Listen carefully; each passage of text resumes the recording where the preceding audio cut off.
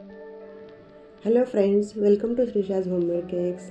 Friends, आजचा जो cake आहे तो सध्याचा मोस्ट पॉप्युलर आणि ट्रेंडिंग केक आहे.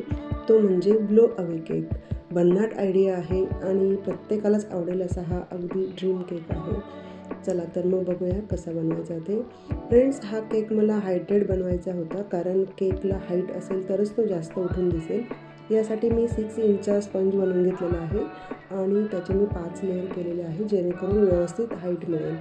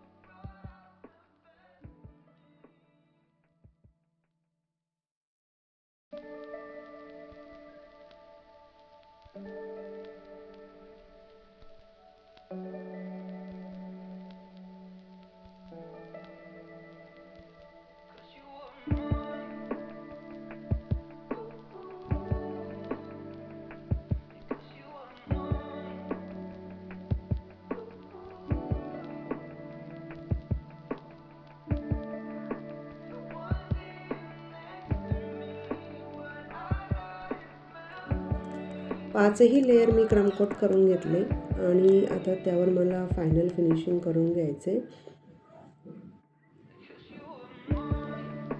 अशा प्रकारे माझं फायनल फिनिशिंग झालंय. मी इथे हलकासा पिंक कलर लावून घेते. पूर्ण क्रीम पिंक न बनवता मी फक्त हा वरचा कोट पिंक होईल. यामुळे काय होतं की काही कलर कडवट असतात, त्यामुळे क्रीम कडू लागण्याचे चान्सेस असतात. या टेक्निकमुळे काय होतं की जास्त कलर यूज होत नाही आणि क्रीम पण कडवट होत नाही. तर अशा प्रकारे कलर करून घेतलेला आहे.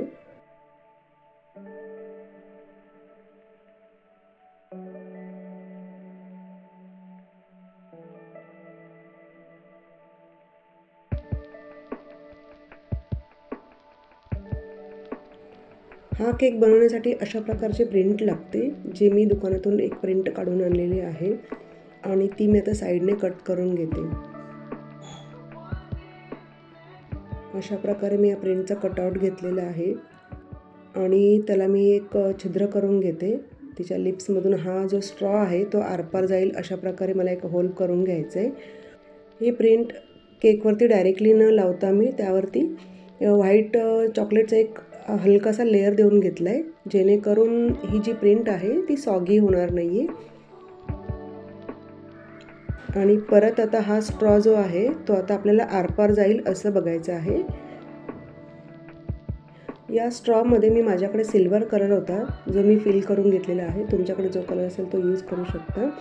आणि त्याला पॅक करून सेलो टेपने पॅक करून घेतलं आहे आणि तो असा मी ह्या केकमध्ये परत इन्सर्ट करून घेतला आहे.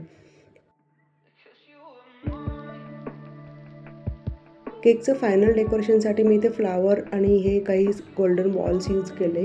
खूप छान दिसतोय, अतिशय सुरेख वाटतोय हा केक.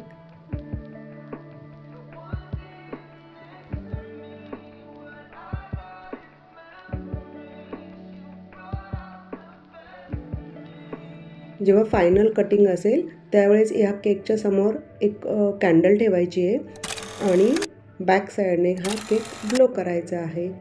तर मग फ्रेंड्स, हा केक तुम्हालाही नक्कीच आवडला असेल तर लाईक, शेअर आणि सबस्क्राईब करायला विसरू नका. थँक्यू.